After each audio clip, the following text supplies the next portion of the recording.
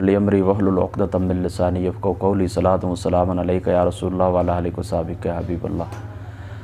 آج زندگی کی چند ضروری باتیں میں آپ لوگوں کے گوش گزار کرنا چاہتا ہوں۔ سب سے پہلی بات یہ یاد رکھیں، اکثر لوگ کہتے ہیں کہ میں یہ کام کرنا چاہتا ہوں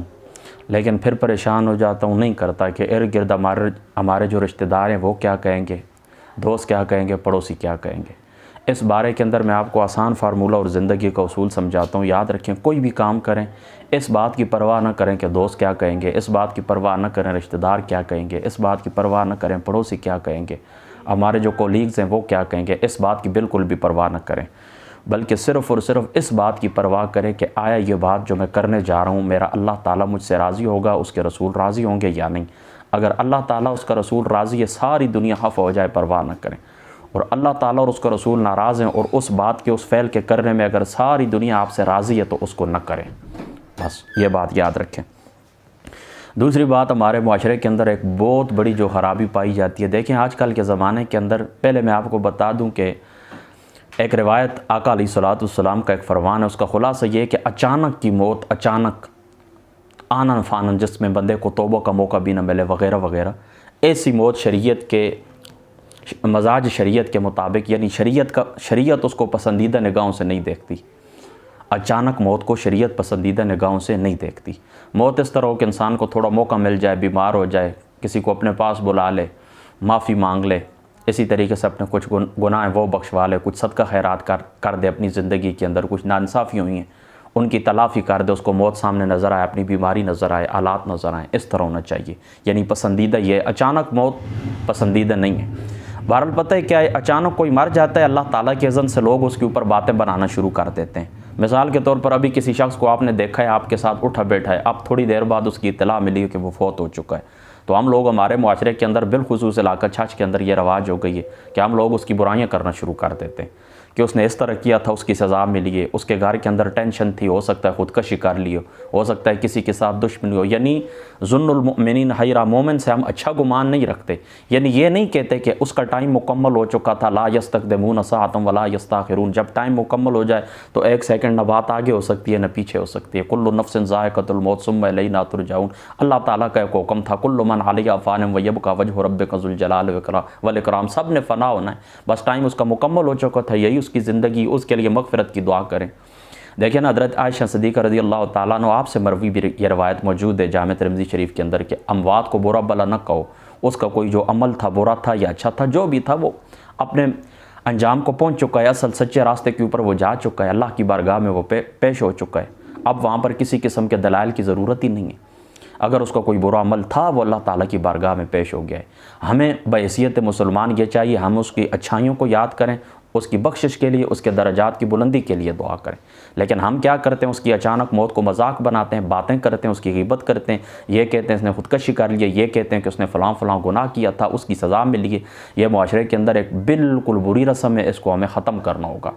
بس جو بندہ مرے، کیا کرنا ہے، آپ نے وفات کا سنیں، اعلان سنیں یا کوئی آپ کو خبر دے، انا للہ و انا الیہ راجعون، یہ پڑھیں، اس کی اچھائیوں کو یاد کریں، جو کچھ قرآن کا حصہ آپ کو یاد ہے پڑھ کر اس کو ایصال ثواب کر دیں، بس یہ بات یاد رکھیں۔ تیسری جو ہماری بری خرابی ہے، میں آپ کو بتانا چاہتا ہوں معاشرے کے اندر، وہ یہ، راستے کے اندر ایکسیڈنٹ ہوتے ہیں،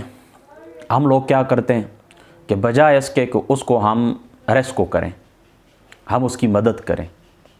ہم اس کو ہاسپٹل لے کر جائیں، ہم اس کی زندگی بچانے کی کوشش کریں، جو ہمارا فرض بنتا ہے۔ دیکھیں، نماز انسان پڑھ رہا ہو، نہ فرائض نماز، اس سے کم درجے کی باتیں، یعنی ایکسیڈنٹ میں تو جان جانے کا خطرہ ہے، اس سے کم درجے کی باتیں، مثال کے طور پر دودھ ابل رہا ہے، اسی طریقے سے ہانڈی کے جلنے کا خطرہ ہے، کوئی بچہ کھیل رہا ہے کسی، ان معاملات کی وجہ سے شریعت ہمیں یہ کہتی ہے کہ آپ نماز توڑ دیں،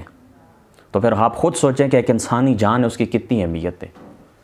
تو اس سے کم درجے کی باتوں کے اوپر اللہ تعالیٰ کا جو فریضہ ہے، اعظم فریضہ، بڑا فریضہ، جس کی اللہ تعالیٰ نے تاکید کی، اس کے رسول نے تاکید کی ہے، آقا علیہ الصلوۃ والسلام نے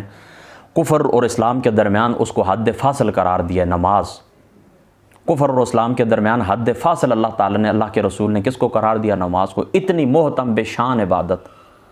اس کو توڑنے کو حکم ہے کس وقت؟ کہ جب انڈی جل رہی ہو، جب دودھ ابل رہا ہو، جب بچہ آپ کے پاس کھیل رہا ہے تو اس کی زندگی کو خطرہ ہو سکتا ہے، کسی تار کو ہاتھ لگا دے وغیرہ وغیرہ۔ فقہاء کی جو کتابیں ان کے اندر یعنی کتب فقہ کے اندر یہ موجود ہے کہ کن کن مواقع کے اوپر نماز توڑی جاتی ہے۔ تو آپ خود سوچیں کہ ایک انسانی جان ہے، اس انسانی جان کو خطرہ ہے، تو اس کے لیے ہمیں کیا کچھ کرنا ہوگا۔ لیکن ہم لوگ وہ ساری باتیں جو فریضہ ہے اس کو پس پش ڈال دیتے ہیں اور اس شخص کی ویڈیو بنانا شروع کر دیتے ہیں، چند لائکس کی خاطر، چند کومنٹس کی خاطر۔ کیا ہے ہمارا یہ؟ مجھے بتائیں، ہم کس طرف جا رہے ہیں؟ کیا ہماری پہچان ہے دنیا کے اندر؟ ہمارا نیریٹو کیا ہے؟ آج میں قسم اٹھاتا ہوں دنیا کے اندر کوئی بھی اسلامی ملک ایسا نہیں ہے، بالخصوص پاکستان اور افغانستان یا چند اور ممالک کے بھی میں نام لے سکتا ہوں، ان کے اندر لوگ اپنے آپ کو محفوظ نہیں سمجھتے۔ یہ کیا ہے مجھے بتائیں؟ ایک شخص ہے، اس کو پانی آپ دیں، اس کو ہسپتال لے کر جائیں، اس کی مدد کریں، آپ کو ضرورت ہے، آپ اس جگہ کھڑے ہو کر اس کی ویڈیو بنانا شروع کر دیتے ہیں۔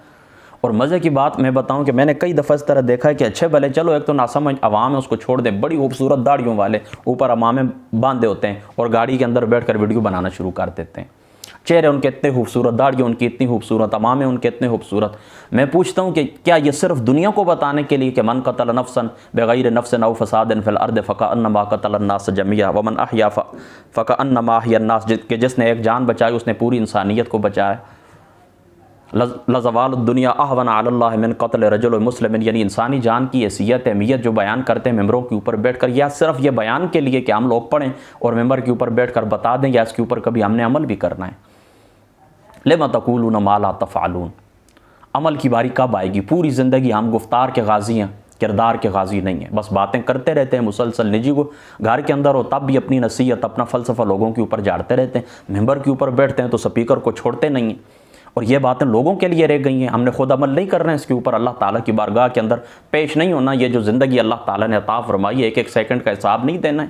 تو میری درخواست ہے عوام سے، سب سے، کہ اس طرح کا کوئی موقع ہو کسی شخص کا، آپ سڑک کے اوپر سفر کر رہے ہیں، کسی شخص کو ایکسیڈنٹ اس کا ہو گیا ہے تو آگے بڑھیں، اس کے منہ کے اندر پانی ڈالیں، اس کو تسلی دیں، اس کو آکسیجن دینے کی کوشش کریں، ایمبولینس کا بندوبست کریں، اس کو اسپتال لے کر جائیں، اس کا علاج کرائیں، اس کی زندگی بچانے کی کوشش کریں، یہ آپ کے اوپر فرض ہے۔